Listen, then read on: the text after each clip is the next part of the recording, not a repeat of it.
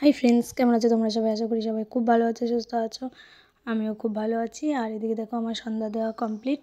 আর এদিকে কত জামা কাপড় আজকে কেচেছি, দেখো পুরো ঠাসা জামা কাপড় এখানে ভর্তি হয়েছে। সব এখন গোছাবো, কতটা গোছাতে পারবো জানি না, তবে গোছাতে হবে। আর এত জামা কাপড় কেন বলো তো, আমার ছেলের হাম হয়েছিল, তো আজকে স্নান করেছে, তো স্নান করার দিন সমস্ত জামা কাপড় সব কিছু কাচতে হয়, তো সব কেচে দিয়েছি। আর এদিকে দেখো দুপুরবেলা এই বিছনাও কেচেছি, তো আর পাতা হয়নি দুপুরবেলায়। আর তো জামা কাপড় কেচে টেচে রান্না করে না প্রচণ্ড মাজা যন্ত্রণা করছিল।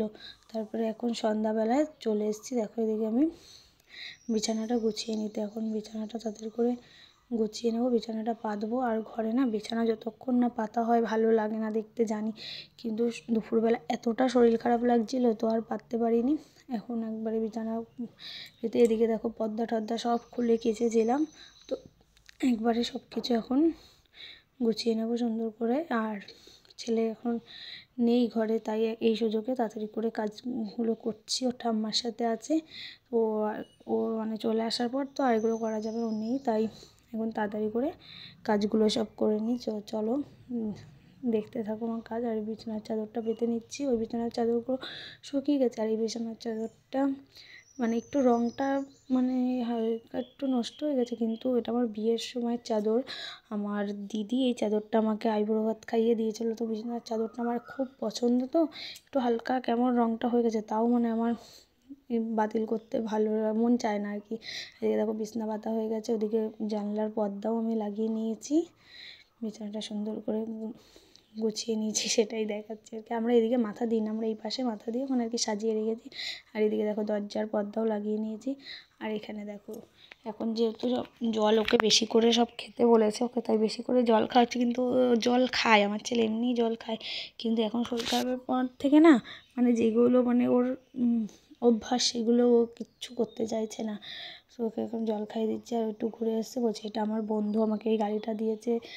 আমার গালের মধ্যে আবার গাড়িটা নিয়ে বলছে মাম্মাম তোমার গালে গাড়ি চড়াচ্ছি, এবং বলছে আমার সাথে দেখো বদমাইশি করছে।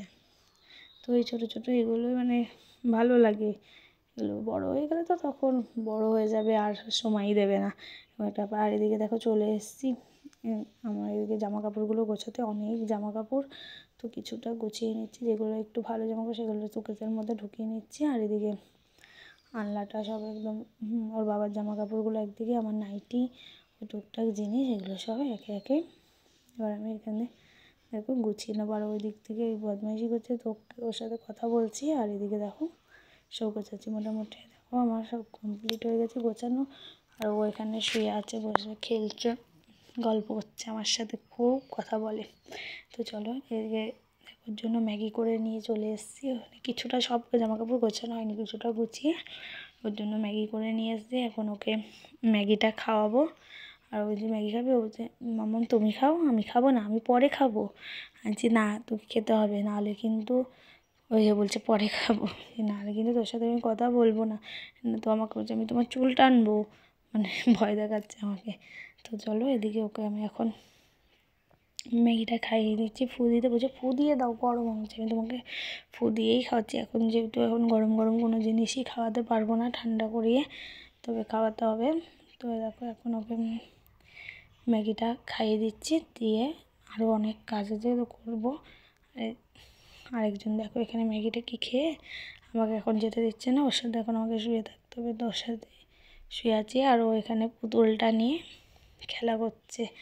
আর মানে কী যে ভুলে গেছি, অনেক কথা বলছিল, কী কথা বলছিল অত মানে খেয়াল নেই। দেখো আমি ওকে কিছু জিজ্ঞাসা করছি আর ও দেখো উত্তর দিচ্ছে। এখন মানে কিছু জিজ্ঞাসা করলে তার বিপরীতে কথার উত্তর দিতে একদম শিখে গেছে। আর এদিকে দেখো আবার দেখছে, আমি ওকে চুমু দিয়েছি বলে ও দেখো চুমু দেবে।